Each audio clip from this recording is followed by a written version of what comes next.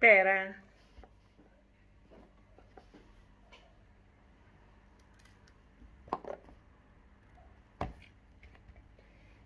Ito yung bayabas, hindi pera sa... Ito ay bayabas sa Pilipinas. Napakasarap nito. Ito nung ako bata pa, ito yung favorite ko. So, mga ka-Facebook, ayan. Kakain tayo ng mga exotic fruit ngayon. Okay? Ito ha, hindi natin to po pwedeng hindi titikman lahat. Ano? So, ito bayabas. Ito. Favorite na favorite ko ito nung ako'y dalaga pa. Ang harap. Bayabas.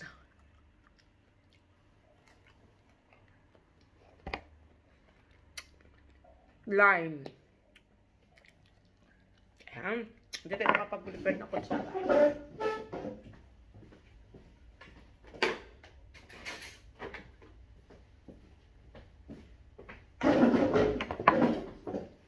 Lime.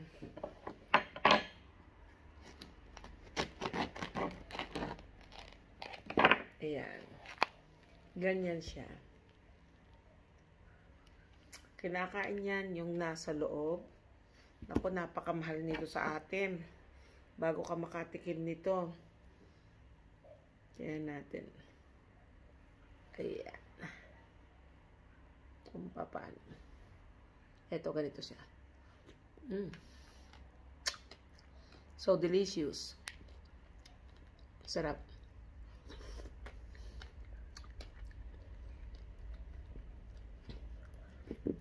Kakunti-kaunti ang laman nun.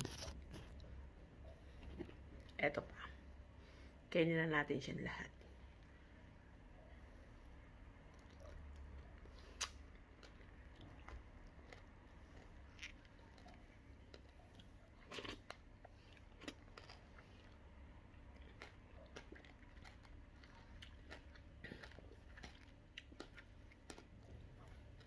Ang sunod natin, papaya. Ito na yata yung pinakamaliit ngayong papaya na makakatay ko. Usually, ang papaya ay sobrang laki-laki. Pero, para lang sa vlog natin na to, ito po ay, ang papaya na to, hindi ako bumili ng malaki talaga. O, bili ng ganda, no? Dahil ito po ay talagang napaka-rich nito sa sugar. Ano po, napakadaming content nito. Kaya hindi po ito po pwede sa mga may sugar problems. So, ako po ay katetest lang talagang. Luckily po talagang nasa ano na tayo, nasa normal period na tayo. Kaya ayoko na rin tumaas. Kaya tikim-tikim lang tayo. Hindi daw namang masamang kumain. Sabi ng doktor ko, basta ika nga ay nasa tamang sukat lang. Ayan. Wala na siyang buto. Inalis na natin ang buto. Titikman natin siya ngayon. Kung itong si Miguelitong ito ay masarap din. O, ayan.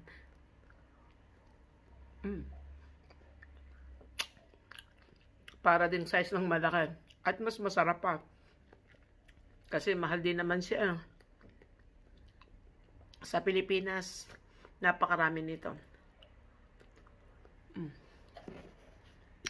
Apa. Sarap eh. Hindi na ako kakain ng hapunan.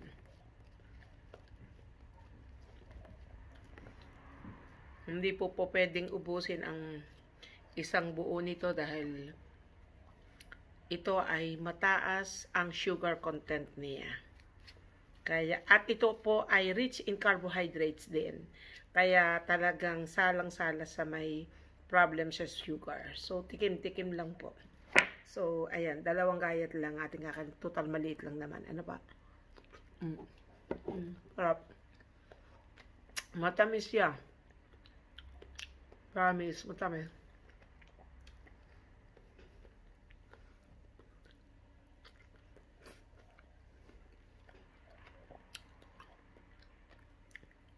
Mataas ang sugar content niya at carbohydrates content.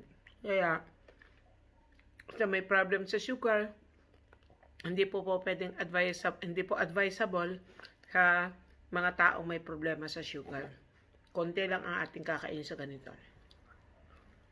4. Naglalahok-lahok ang ating Pero tulad ng sabi ko sa inyo, titikman natin. Mango. Ito ang popular fruit sa atin sa Pilipinas. Napakatamis, kaya lalong salang-sala ito sa sugar. O, titikman lang natin ng konti ito, ha? Diyan konting-konti lang to. At ito ay pasalubong pa sa akin, ha? Ng aking valued client. Diyan, ayan, tignan nyo naman. Kung gaano kasarap. Namimiss nyo ba to? Nung mga bata kami, nako, sa hirap ng buhay, pang-ulam na namin ito sa kanin. Ito ang talagang pinakamataas sa sugar. Kaya, konti lang ating kakainin. Ito lang kapotol ko. Para lang pakita sa inyo. Matamis siya talaga, matamis. Promise, matamis. Ang sarap. Sarap nito sa kanin.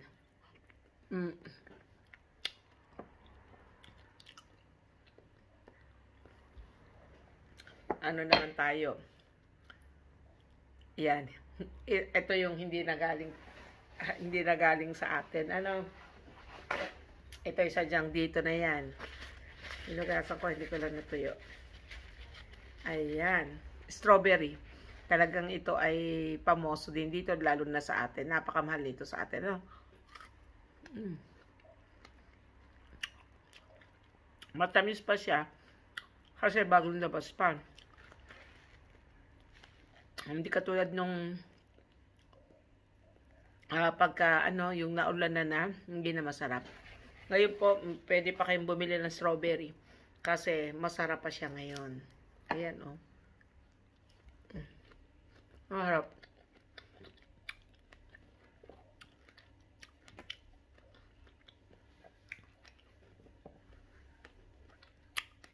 Eto. Kilala nyo. Sadyang ito yung saging sa atin sa Pilipinas. Kalimutan ko ng tawag sa ganitong saging. Meron pa pala tayong mango, pero hindi ko na siya mabubuksan kasi kinain ko lahat matamis and then ito maasim. Hindi natin kayang kainin yan. Ito ang aking gustong buksan sa harap ninyo. Ang tawag dito, ito ay lukban, ika nga sa bukid. Meron dito tumatawag na bungkan. Ano po? So, tingnan natin. Buksan na natin to. Tingnan natin kung masarap nga ba ito. Ayan, nabubusog na rin pala sa prutas. Bubuksan ko sa harap ninyo to, ha? Para makita ninyo. Ito naman minsan, baka pala, tingnan nyo. Akala ko nadali ko na yung laman. Hindi pa pala. Balat pa rin pala. Para siyang kasindaki na ng nyog sa atin. Ayan, ay, nadali lang. Ay, hindi siya hindi siya dilaw, hindi siya pula. Gusto ko sana yung pula. Mas masarap yun. Ito hindi pula. Yan natin, ha. Kung papaano ito.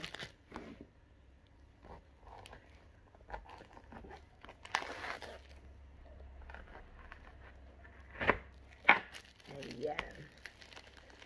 Balatan natin siya. Ito yung prutas na nung kami ay mga bata, binibili kinukuha namin sa kapitbahay. Talagang bago ka makapangain ng ganito nung bata pa, sadyang pahirapan na, tuwa na langit na ika nga. Hindi katulad dito, nakakapili na tayo. Ayan, naganyanin lang natin siya. Ayan, oh. Hindi siya kulay pula. Mas magandang tingnan yung kulay pula. Pero, bidya mo, baka naman siya ay masarap din kahit hindi siya kulay pula. Ayan. Ang lamukot.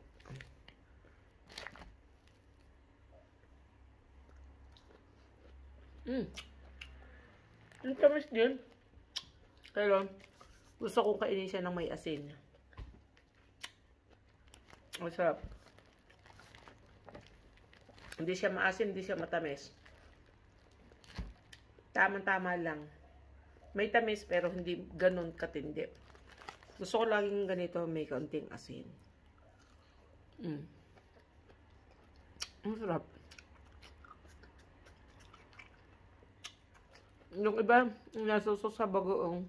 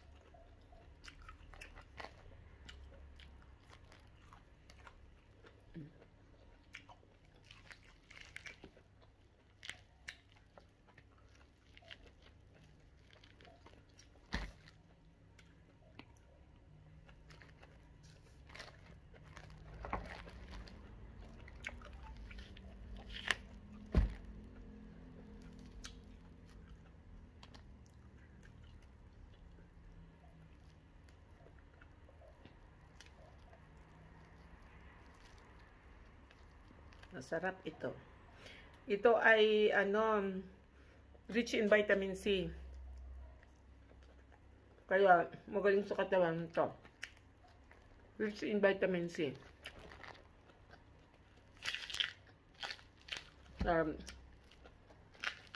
Hindi naman ito kamahalan. Kaya natin kainin. Lagi.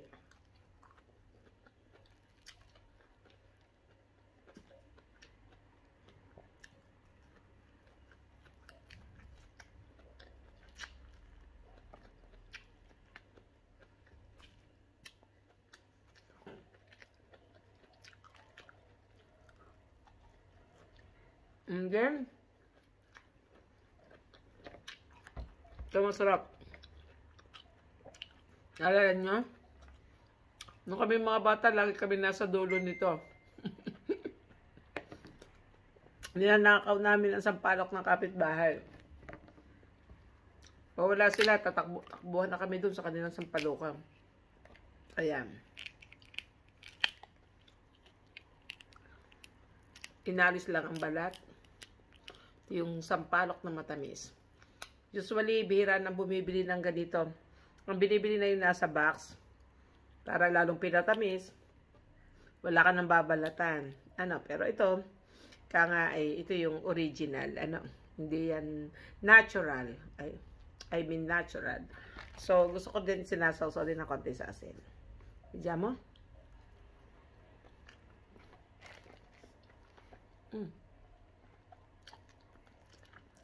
Hindi yung dapat sa asin. Lagay ba lasa? Talok-lahok. Dapat siya ay, hindi siya maasim at katamtaman lang sa tamis. So, okay lang to sa atin. Okay na okay.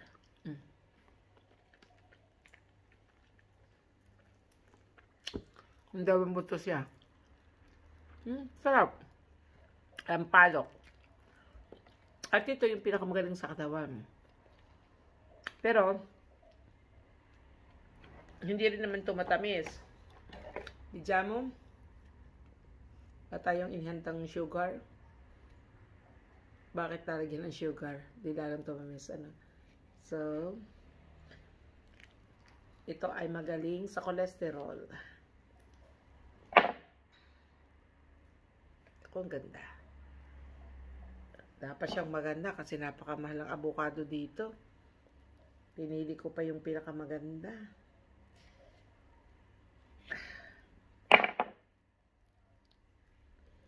Hindi siya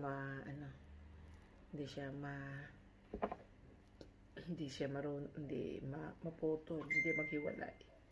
Hindi siya maghiwalay kasi may buto eh. Tatay mo kang buto nito.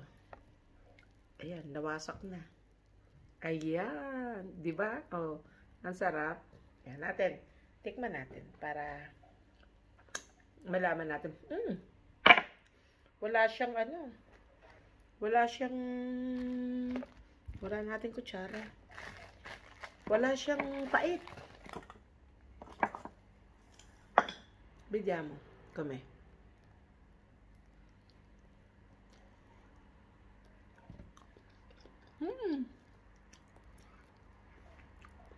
Ito masarap na avocado. Maligat. Sulit ang binili. Isa pang subo, masarap talaga.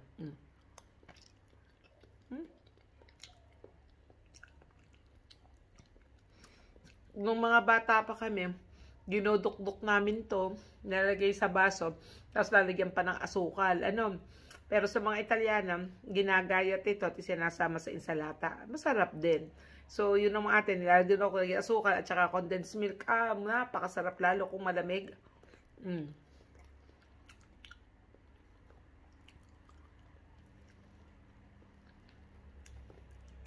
Ang sarap. Sarap nito. Ito na talagang hapunan ko. Sarap. Naubos ko itong kalahati. Kasi malikat siya. Sorry. Malikat po siya.